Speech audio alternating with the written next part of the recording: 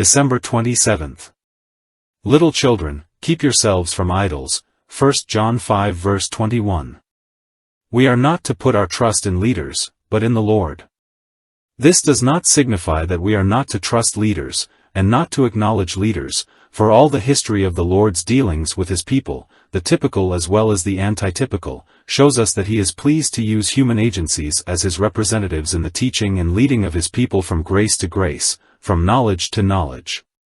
The lesson to be learned is that the Lord is thoroughly competent to manage his own work, and that while we may look for his leading through human agencies, our trust is not in them, their wisdom, their strength, but in the Lord's wisdom and strength, guiding them and us through them. Idols are not always gross physical images.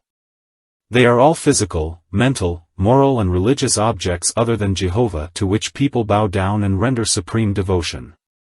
That to which one renders supreme devotion is his God, and if this be not Jehovah, it is an idol.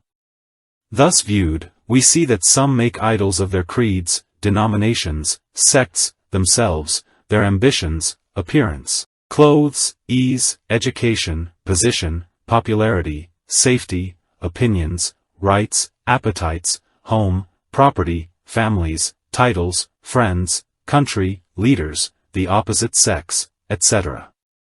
It is these idols that are alluring to us who refrain from serving the gross idols of the heathen, and it is especially from these idols that the apostle exhorts us to keep ourselves. To indulge in such idolatry means to go back on our consecration, whereby we vowed to be dead to self and the world and to be alive to God and to become servants of sin, error, selfishness, and worldliness at the behest of Satan. Questions. Have I kept myself this week from idols? How? Under what conditions? What helped or hindered therein? With what results?